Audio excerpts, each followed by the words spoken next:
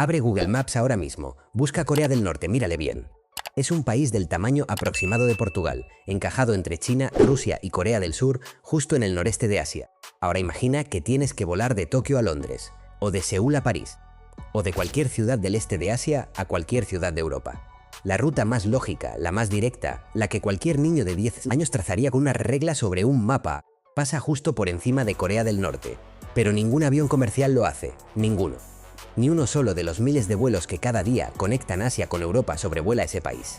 Los aviones lo rodean, lo evitan, lo bordean por el norte, por el sur, por donde sea, añadiendo a veces una hora extra de vuelo, quemando toneladas adicionales de combustible, costando millones de dólares extra al año a las aerolíneas, con tal de no cruzar ese espacio aéreo. ¿Por qué? La respuesta obvia es porque es Corea del Norte y es peligroso. Pero eso no explica nada. Hay muchos países peligrosos en el mundo y los aviones los sobrevuelan sin problema. ¿Qué tiene Corea del Norte de diferente? ¿Qué pasaría exactamente si un avión comercial intentara cruzarlo? ¿Ha pasado algo alguna vez? ¿Y qué tiene que ver todo esto con un Boeing 747 coreano que fue derribado en 1980? Hoy en Zona de Vuelo vamos a abrir esa caja.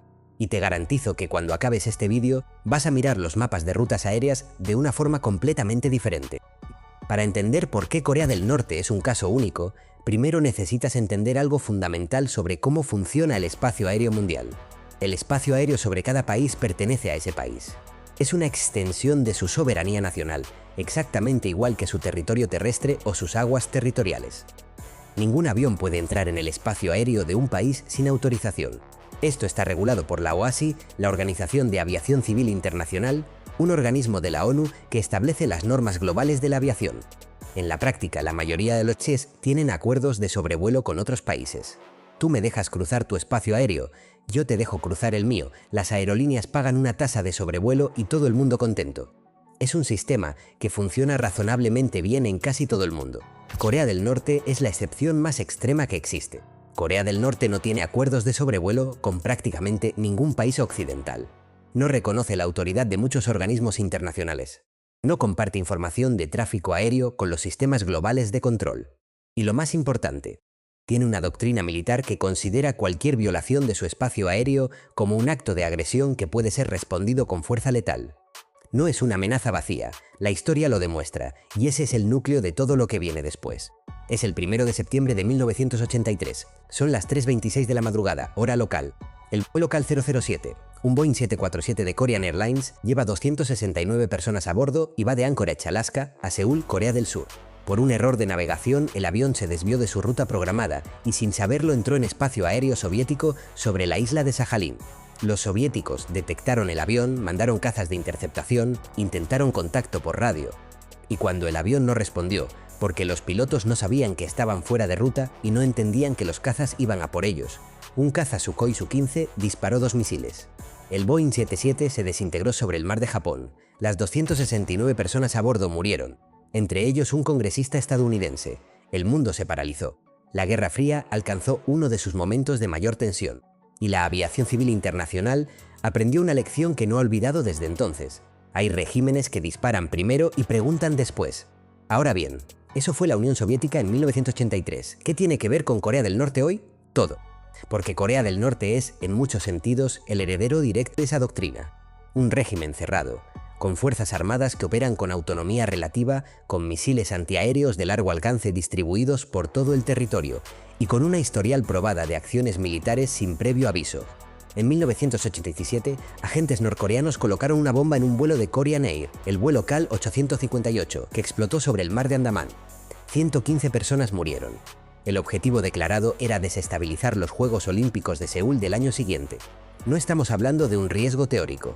Estamos hablando de un régimen con historial documentado de ataques contra la aviación civil. Aquí viene una objeción legítima que seguramente ya te estás planteando. Hay muchos países con conflictos armados, con regímenes autoritarios, con tensiones militares. Irak, Libia, Siria, Yemen. Los aviones evitan esas zonas, sí, pero no con la misma unanimidad absoluta con la que evitan Corea del Norte. ¿Por qué la diferencia? Hay 3 razones concretas. La primera es la opacidad total. Cuando hay un conflicto en Siria, por ejemplo, hay información.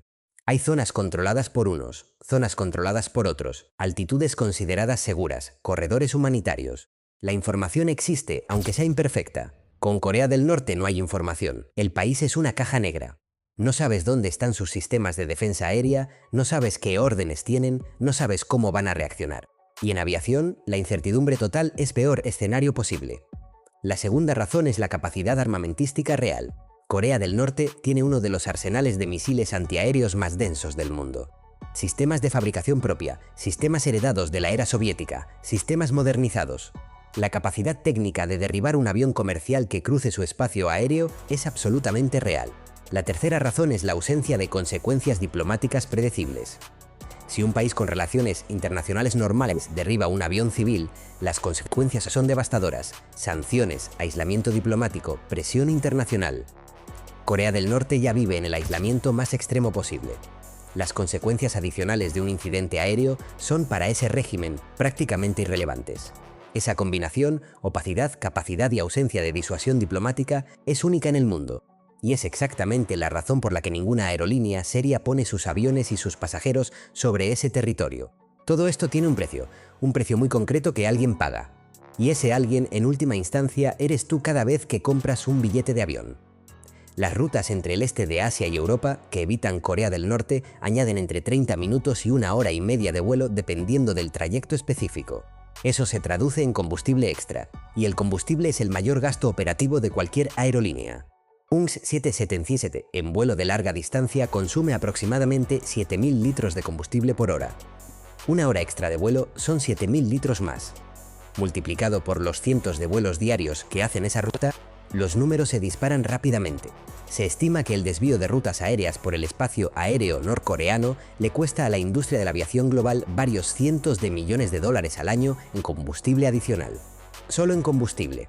A eso hay que añadir las emisiones de CO2 adicionales, el desgaste extra de los motores y el tiempo extra que los pasajeros pasan en el avión.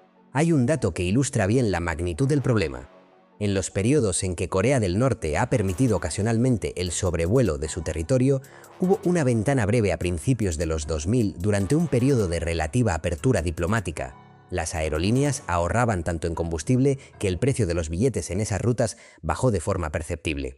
Cuando Corea del Norte cerró de nuevo ese espacio aéreo, los precios volvieron a subir. El espacio aéreo norcoreano vale literalmente dinero, solo que es dinero que nadie puede usar porque nadie se atreve a volar por allí. Esta es la pregunta del millón. Y la respuesta honesta es sí podría, pero hay que entender en qué condiciones. El espacio aéreo norcoreano no ha estado siempre completamente cerrado. Como mencioné antes, en los primeros años 2000, durante el periodo conocido como la política del rayo de sol, Corea del Norte y Corea del Sur iniciaron un proceso de acercamiento diplomático. En ese contexto, Corea del Norte permitió que algunos vuelos comerciales cruzaran su espacio aéreo, principalmente vuelos surcoreanos y algunos vuelos internacionales en rutas específicas. Las aerolíneas lo aprovecharon, los ahorros fueron reales e inmediatos, parecía que algo estaba cambiando, pero la política del rayo de sol se fue deteriorando con los años. Las tensiones volvieron a escalar, los ensayos nucleares y de misiles se reanudaron, y el espacio aéreo volvió a cerrarse. Desde entonces, los intentos de reapertura han sido mínimos y siempre ligados al estado de las negociaciones nucleares, que llevan décadas sin avanzar de forma sustancial. ¿Qué tendría que pasar para que el espacio aéreo norcoreano se abriera de forma permanente? Básicamente un cambio político profundo en el régimen, ya sea una apertura diplomática sin precedentes, un cambio de liderazgo que reoriente la política exterior del país, o una reunificación coreana que muchos consideran el único escenario realmente estable a largo plazo. Ninguno de esos escenarios parece inminente.